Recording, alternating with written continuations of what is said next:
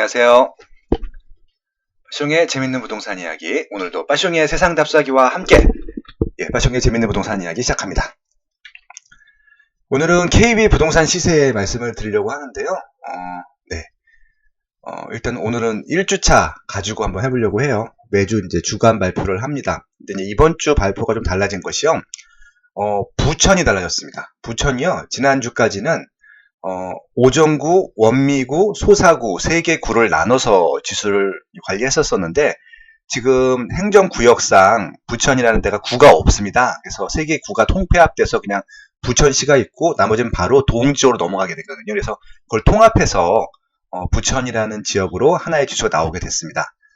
네, 저 개인적으로는 좀 아쉽습니다. 왜냐면은 이 부동산이라고 하는 것들, 특히 지수 같은 경우는요, 쪽에서 보면 볼수록 그것이 더 유의미하거든요.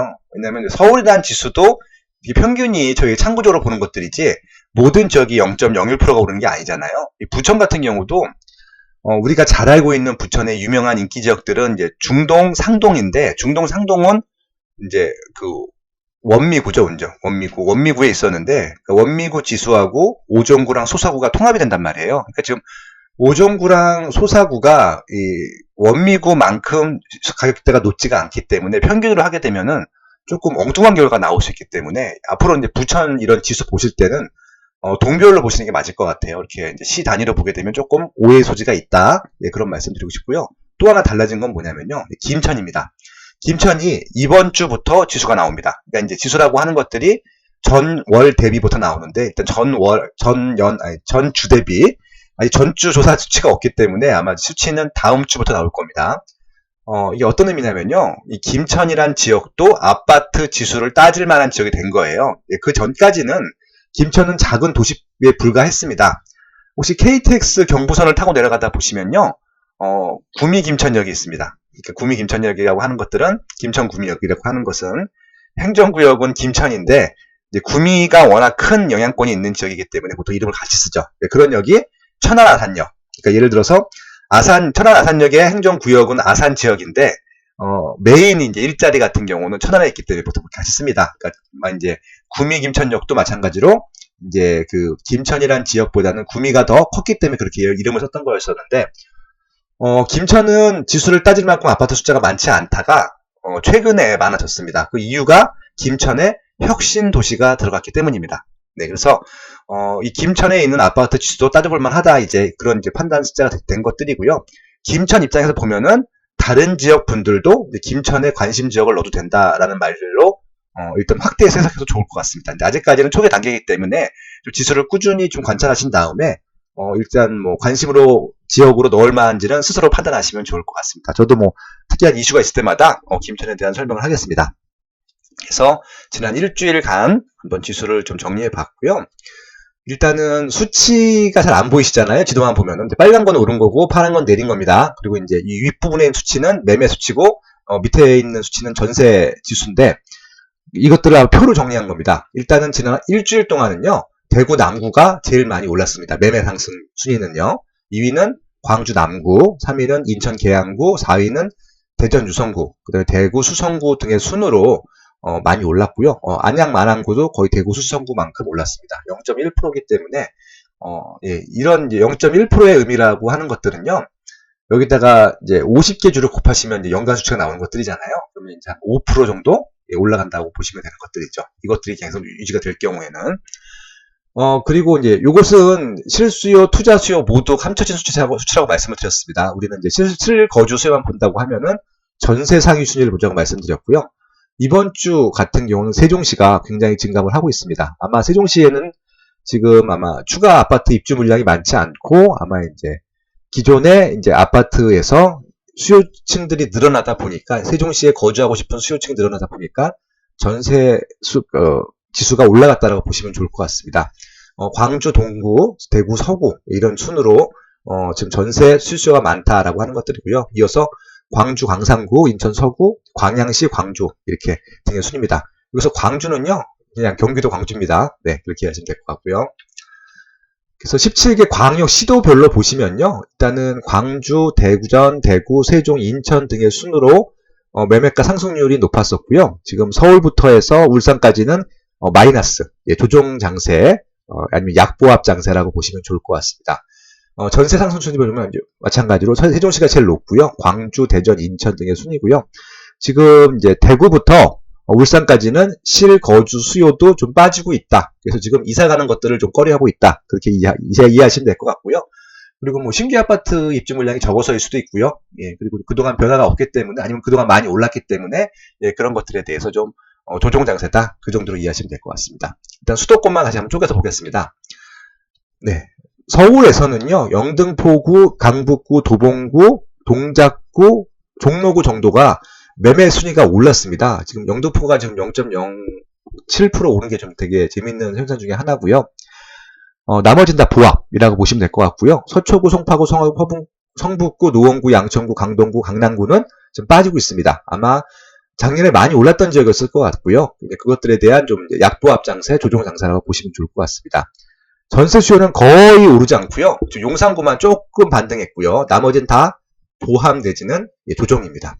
특히 강동구 같은 경우가 많이 빠졌네요.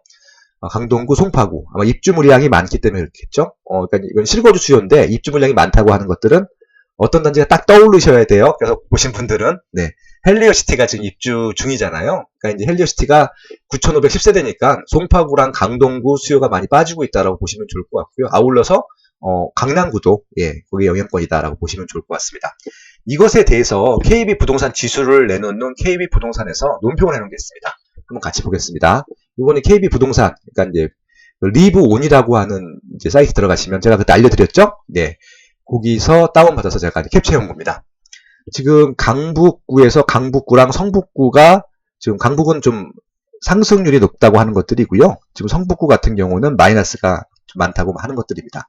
지금 강북구 같은 경우는 거래량은 미미하지만 미아동 일대에 강북 개발 기대감으로 여전히 매도 물량이 많지 않고요.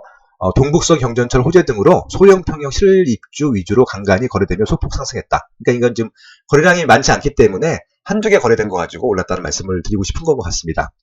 성북구는 좀 마이너스가 좀 강한 편인데 그 이유는요. 강력한 부동산 정책과 계절적인 비수기에 맞물리면서 관망세 이어가고 있다는 것들이고요.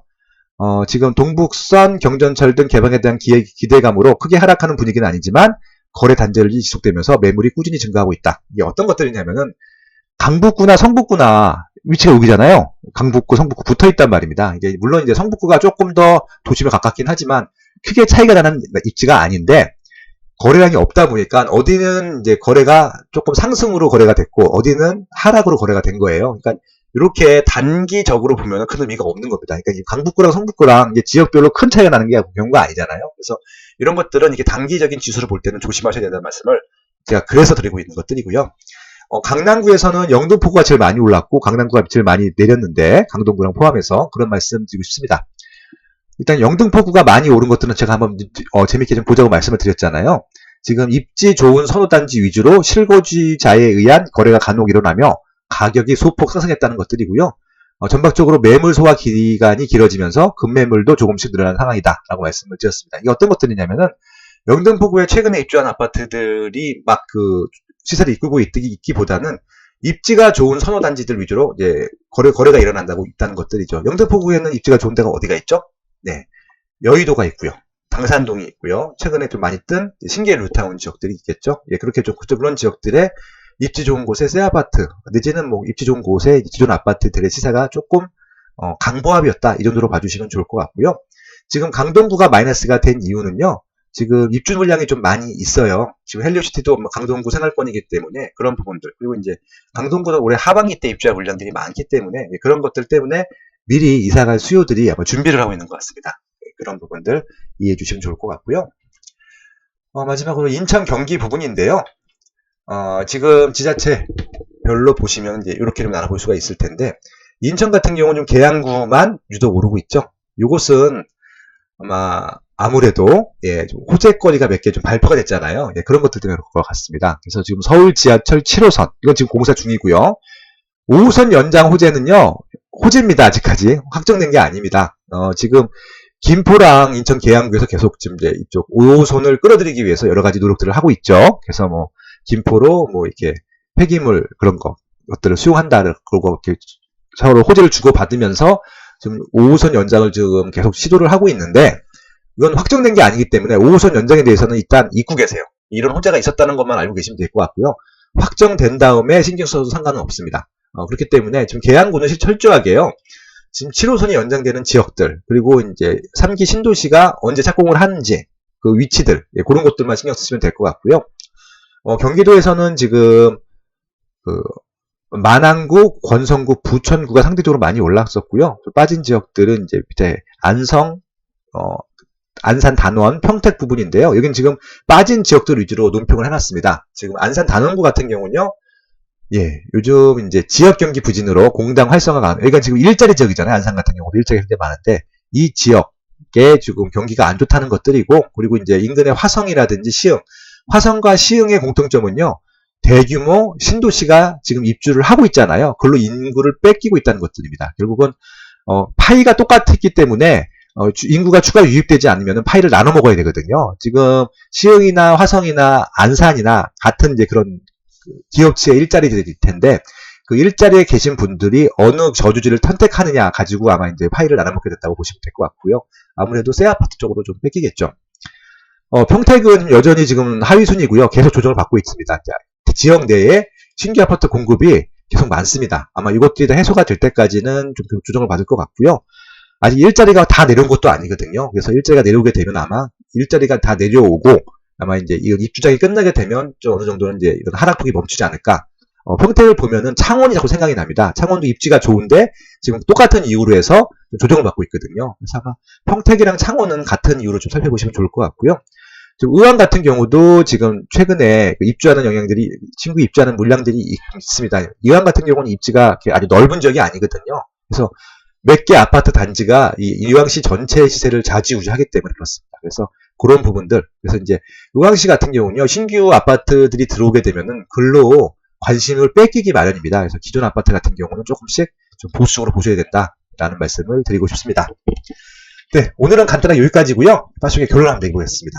단기 전망은 참고만 하시면 좋을 것 같고요. 절대적인 신뢰를 하시면 안 됩니다. 그리고 주간 전망은요, 큰 의미가 없습니다. 제가 말씀드린 대로. 왜냐면은, 같은 권역인데도 어디가 거래되면은 그 거래된 거 가지고만 읽기 때문에 주간 전망보다는 최소한 중장기 전망, 1년 정도 보시는 게 제일 좋을 것 같고요. 그리고 입지는 쪼개서 보면 볼수록 좋은데, 좀 부천시 같은 경우는 좀 개인적으로 좀 아쉽습니다. 더 크게 본 것이기 때문에, 개인적으로는 예전 지수가 더 나은 것 같아요. 예. 그리고 되도록이면 단지별로 본 것까지도 보시면 좋을 것 같고요. 그래서 대표 단지들은 이 KB에서도 조금 중계를 해주시면 좋을 것 같아요. 그리고 이제 광고 하나 하면요. 서울이 아니어도 오를 곳은 오른다라는 책이 작년에 출간이 됐습니다. 작년에 제가 유책 한 권도 했었는데, 여러분들이 많이 사랑해 주셔가지고, 뭐, 예스24 종합 1위까지 갔습니다. 뭐, 경제 경향이 아니라 종합 1위까지 갔었었고요. 근데 이 책이 탄생한 좀 비화가 있는데, 이게 이제 서울 부동산의 미래라고 해서 2017년도에 나왔던 책이 있는데, 그건 서울 갖고 한 권 쓴 거잖아요. 근데 지금 서울이 아니어도 오를 곳은 오른다는 경기도, 인천 포함해서, 그러니까 17개 지자체 중에서 서울만 빼고 16개 지자체 얘기를 쓰다 보니까 굉장히 양이 많았단 말이에요. 그래서 좀 광역적인 얘기들만 정리했던 게 서울이 아니어도 오를 곳은 오른다고요. 반을 쪼갰습니다. 그래서 두 번째 부분들이 나올 텐데, 그것들을 지금 교정 작업하고 있고요. 아마 1월 말 정도면 나올 수 있을 것 같습니다. 그래서 그런 부분들, 그래서 서울이 아니어도 오를 곳으로 오른다. 두 번째 얘기가 나올 거라는 말씀을 드리고 싶고요. 예, 커밍 순입니다. 이 책도 좀 많은 사랑 부탁드리고요. 제가 쪼개서 봐야 된다고 말씀드렸잖아요. 쪼개서 본 얘기를 담았습니다. 예, 아무튼 기대 많이 해주세요. 네, 오늘 여기까지고요. 좋아요, 구독, 알람 설정, 주변 분들한테 추천까지 해주시면 감사하겠습니다. 제가 1만 명 이벤트 걸었습니다. 유튜브 특강을 하고 싶은데 1만 명 되는 날 하겠습니다. 네, 그냥 아무 때나 올리겠습니다. 아무 때나 틀어놔 주세요. 고맙습니다.